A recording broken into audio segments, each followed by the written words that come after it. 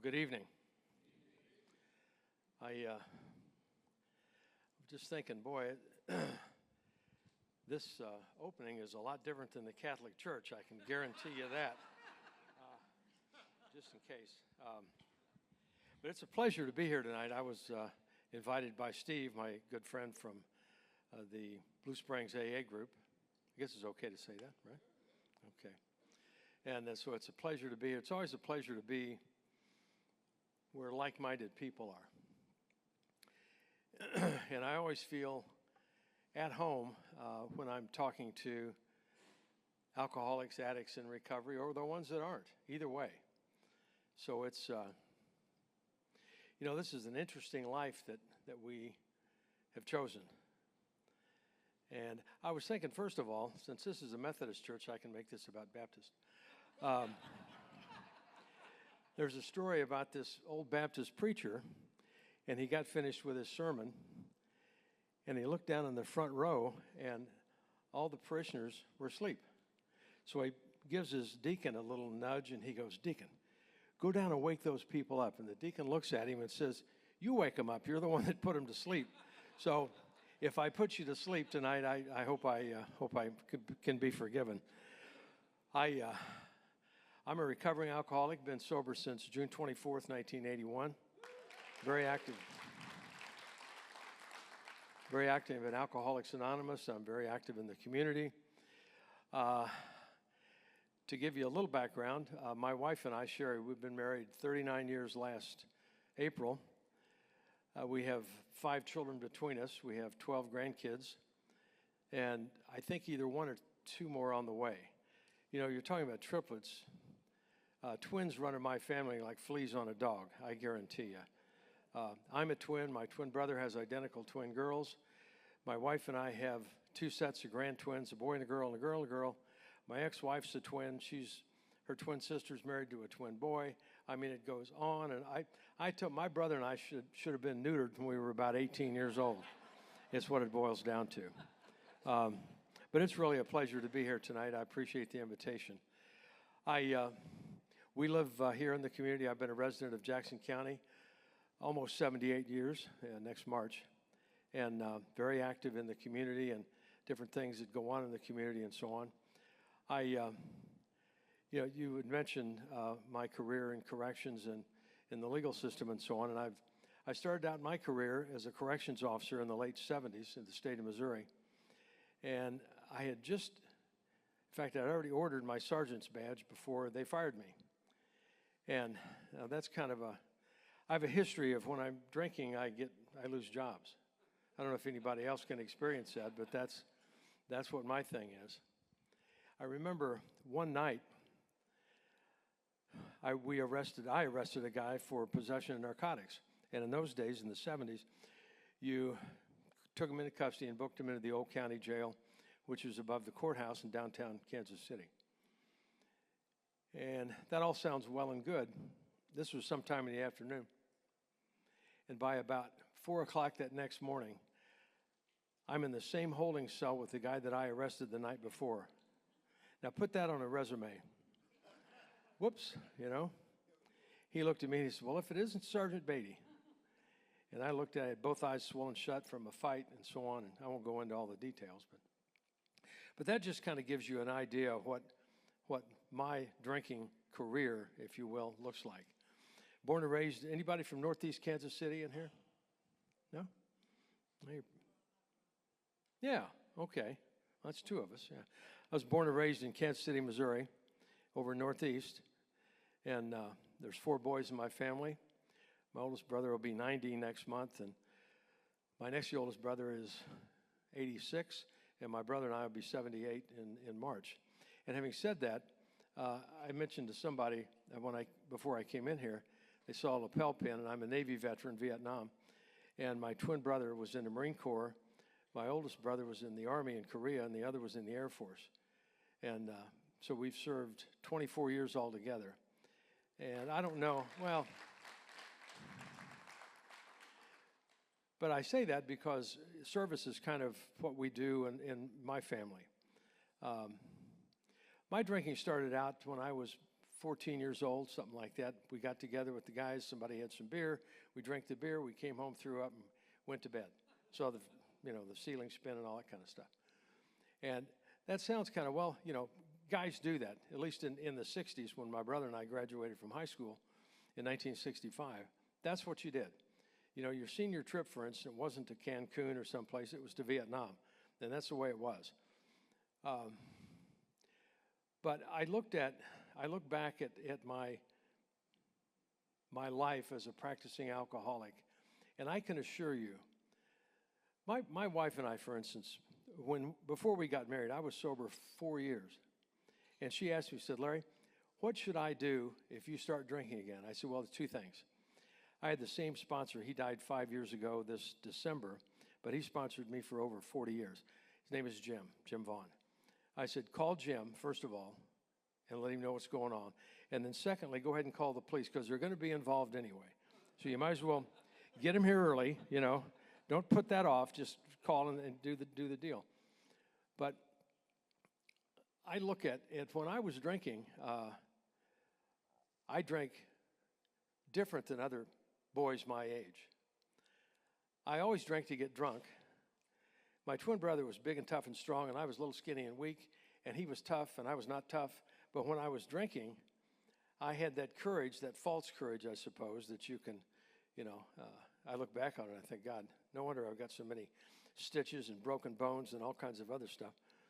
But you look at what goes in the mind of somebody that age and think, as I love the taste and I love the effect, those two things. And that went on for some time. I was in college right out of high school.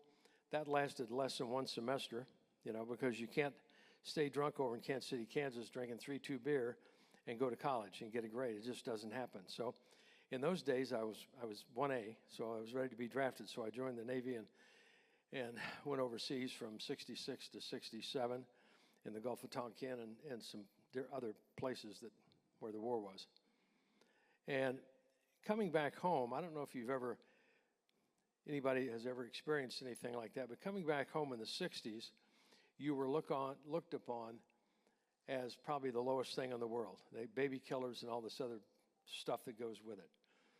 And I was drinking a lot then. I drank more after that. And I look at my life. When I married my first wife, we had 2 children together, and after 7 years, she said, if you don't stop drinking, I'm going to divorce you. And I thought, I'm a pretty cool-headed guy. You're not going to divorce me. Well, she did.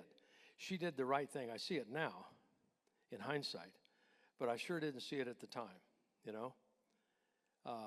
And what I know Steve's heard me say it at some of the meetings we've gone to, the biggest mistake I ever made in my life is drinking my kids away, period. I can't think of anything else that would even be close to that. But in reconciliation and sobriety, my kids and I have a wonderful relationship. My stepdaughters and I have a wonderful, wonderful relationship. We have 12 grandkids, as I mentioned, and so on. But, you can't have it both ways. You've got to either drink or here's the solution. I remember I spent countless number of times at the VA hospital. And there was a psychiatrist in the psychiatric ward, doctor, whoever it was. And he didn't like me and I didn't like him. But I didn't have the key to the door. He did. And so I was leaving finally after 25 days locked up in the psychiatric ward for attempted suicide. He looked at me and he said, well, it looks like you're leaving. And you can imagine what I'm thinking about this guy. And he said, Larry, just drink beer and stay away from the whiskey. All of a sudden, my whole attitude about that guy changed. I thought, oh, he's not so bad after all, And I did, and that lasted probably less than 5 or 6 hours, and I was right back doing the same thing. That was my history. I started going to AA in 1975, almost 50 years ago, and I didn't get sober until 6 years later. And in 1975, I had a wife. I'd been fired from every job I ever had. I was in sales and marketing with Fortune 500 companies and expense account. Oh, if you're an alcoholic on an expense account, that's a gift from heaven, I guarantee you. But I looked at that, and I keep thinking to myself, why am I doing the same thing over and over with the same results? I'm not stupid. I'm not the smartest, I'm not the sharpest pencil in the box. Until I found out that I have a disease called alcoholism. And the only thing that I have ever found is Alcoholics Anonymous. Not to take anything away from the support that folks have here. That's about as slick as I've never seen anything like this. It's wonderful, to be honest with you. But from 1975 to 1981, I went from living in the suburbs with my wife and 2 children and ended up on Skid Row in Kansas City. So I can tell you, I know what it is to be homeless. I know what it is to be dirty and hungry and drunk and broken and so on. And, you look back at your life, or my life anyway, and there was a guy named, if you've ever, I don't know if anybody's ever been on Skid Row or not, but it's not a very pleasant place to be. But you ask yourself, how did I get here? Because I was raised in a good family. We weren't rich, or I used to think we were middle class. I don't think we were, but we got along okay, Dad was a meat cutter, and Mom stayed home raising kids. But how do I get out of this situation? And I'll tell you just a quick story of what happened to me. I got sober finally in a halfway house in the inner city, 36th and Tracy, just off of Troost. And that was in the late 70s to early 80s. I lived there for 3 years. I had a cot where the food was stored in the basement. And everything I owned, I was wearing. I had a pair of tennis shoes, I had a pair of jeans and a coat, and that was it. And I kept thinking, how in the world am I going to get out of this? How am I going to turn this around? Because I had tried AA before, and it didn't work, quote unquote. I had tried churches and so on, and that didn't work because I wasn't ready, I'm a firm believer as you have to drink it till you've had enough. And I don't know how much that is for whoever it is, but I know it was for me. So the last days that I spent homeless on the street, I'd gotten in a fight with a guy, and he separated my shoulder, broke my nose, and I had 3 broken ribs. And guys on Skid Row have funny names like Spike and like Killer, One-Eyed Mary, and so on. Just weird. But there was a guy that I drank with named Danny Bills. He had a pretty normal name. Big, long, kind of a ZZ Top kind of guy. And I learned a lot from him. But the one thing I learned from him particularly was, don't lose your shoes, period, because you are screwed if you lose your shoes. You are, And also, when you pass out, make sure somebody doesn't steal them. Because if you're in the alley in downtown, now that's probably changed a little bit, but if you're in an alley somewhere with glass and nails and all kinds of weird stuff, you get foot infections and all kinds of weird stuff.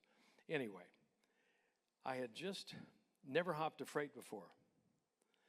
And he was a guy that rode the rails. That's what he did.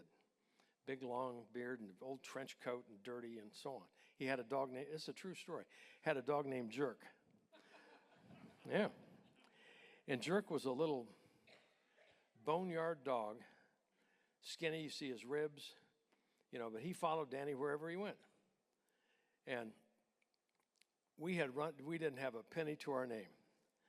And so it wasn't my dog, but Danny sold the dog to some guy for $10. He'll give you $10. Okay. You think, boy, these guys will go eat because they haven't eaten in days.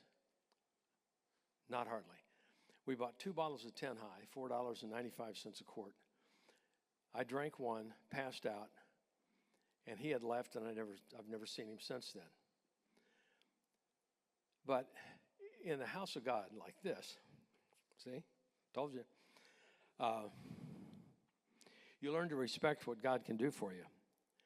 And I was laying on that floor, and there was a fresh bottle of 10 High that he didn't take with him that was it still had the seal on it.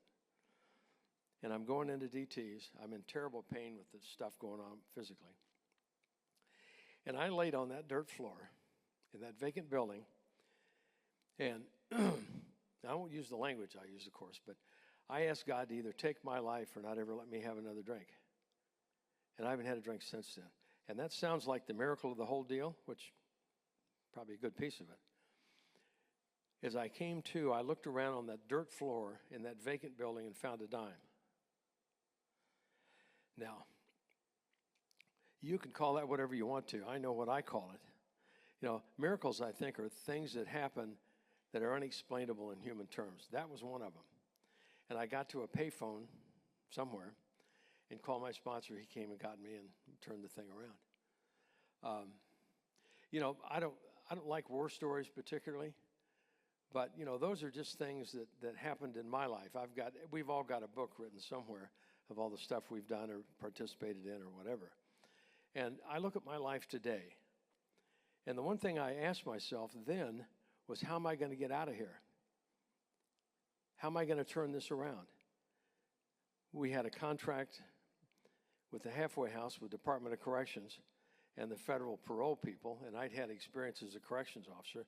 So Jim took me and my sponsor, he owned the house, and I stayed there for 3 years and so on, and began to put things together, went back to school, got some initials behind my names and my name and some other things. But I think the one thing that helped me the most, and probably will help, hopefully helps everybody in rooms like this, is that you find something that somebody has and you do what they do.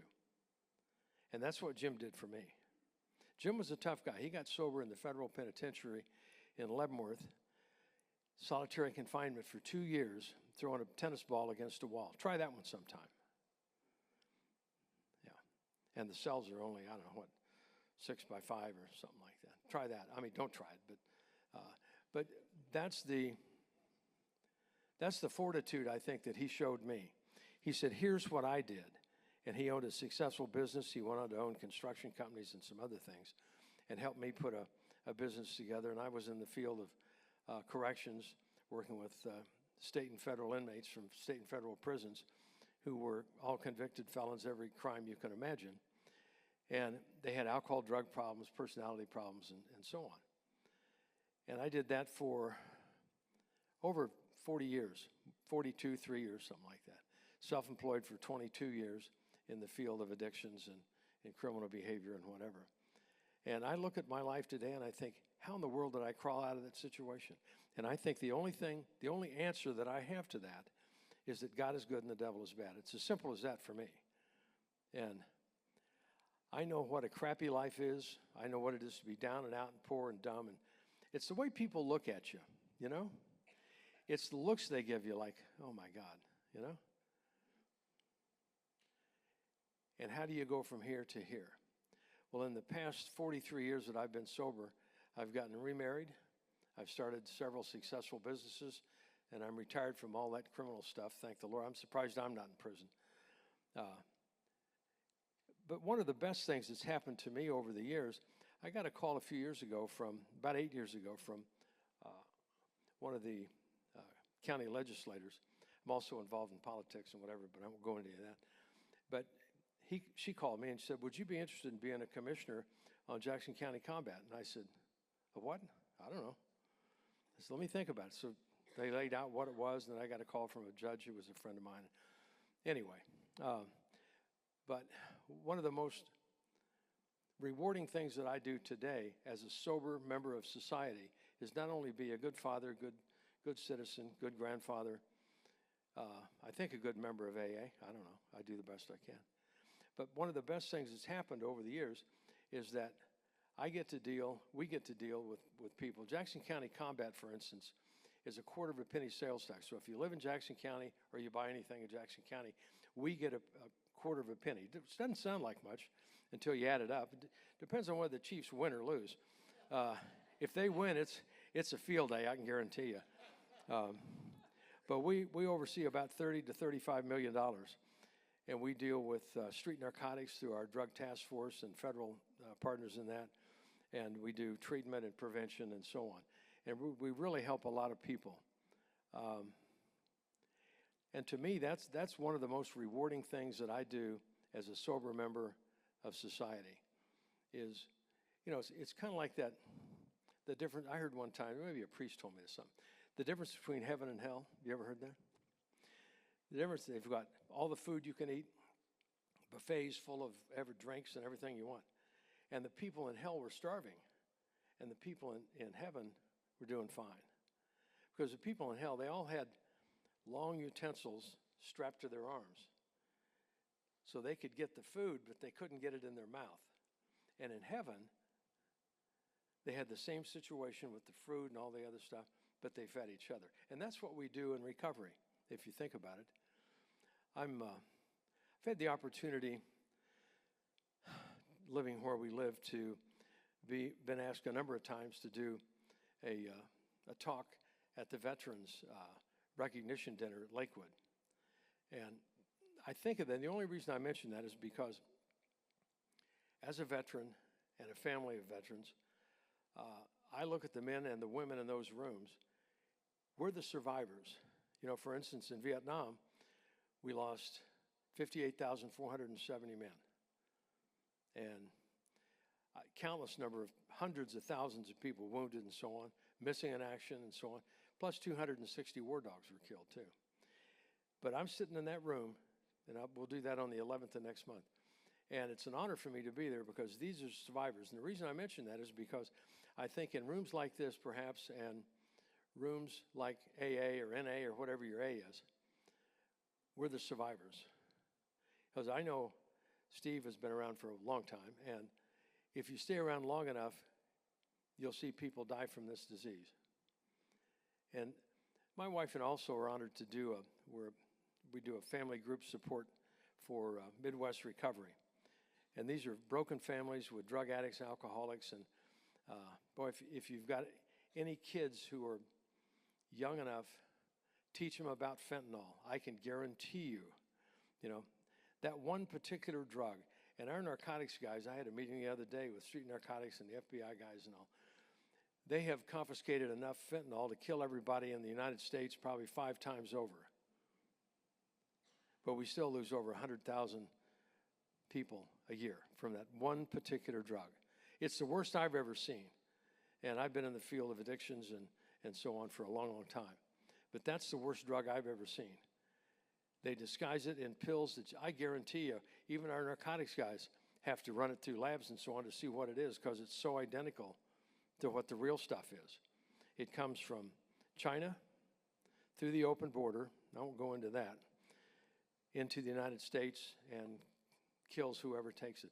Most of the people that are dying today aren't these long-term drug addicts. They're just not. They're people 17, 18, 19, as young I've seen as 8, 9, 10, 11, 12 years old.